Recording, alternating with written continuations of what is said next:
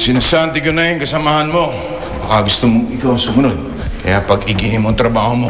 Yes, sir. Dad, ano nangyari sa inyo? Dad, may tumawag po sa akin kanina. Ang sabi, muntik na daw makarnap sa sasakyan ninyo. Dad, ano ba nangyari? Ha? Sino yung sabi sa'yo? Si John Lee po kanina sa site. Akong pinag-usapan ninyo, ha? Dad, nag-aalala lang naman kami sa inyo. Kaya nga ako pinauwi na maaga dito eh. Thank you for the concern, son. Pero ang dapat na inaatupag mo, yung proyektong inassign ko para sa'yo. Hindi yun nandito ko sa loob ng bahay na naghihintay sa wala. Kaya kong sarili ko. Pero Dad, Hindi mo ako dapat alalahanin. Okay? Okay. Let's go.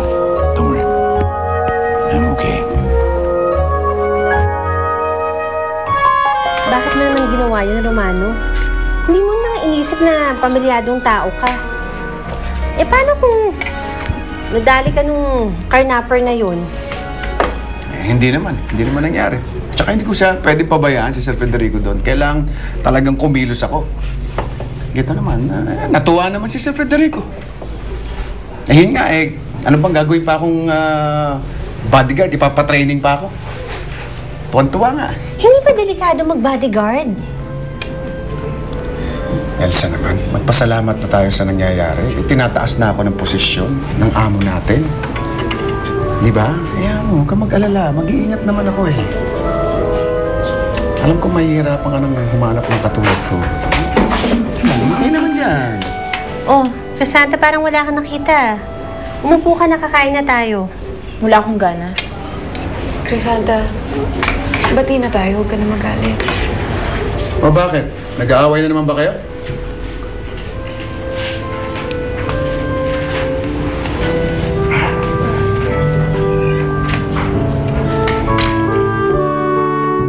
kinamusta ko lang naman siya. Masama bang mag-alala dahil muntik ka ng makarnap? Alam mo pare, napasama lang kasi pinagalitan ka. Alam mo rin,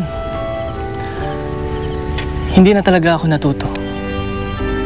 Bakit ba lagi ko inilalagay ang sarili ko sa isang sitwasyon na alam ko namang mapapahiya ako?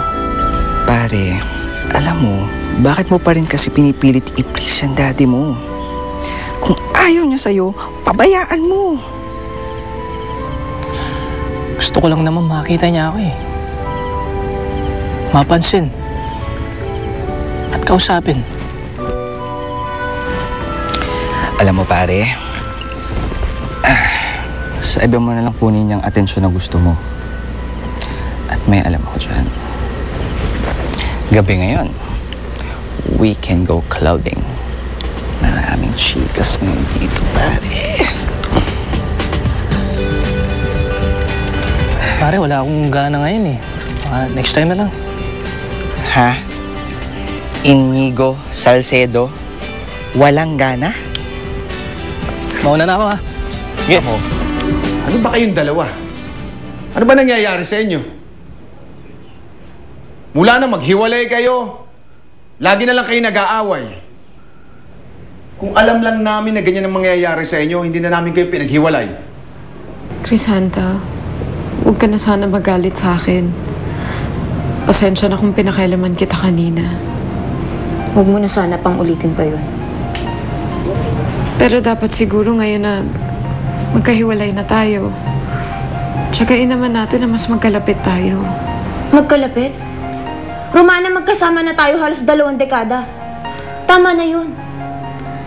Dapat, tanggapin na lang natin lahat na hiwalay na kami magkapatid. At hindi na kami muli pa mapagdidikit. Ay, Crisanta, sandali nga. Crisanta, bumuli ka nga rito.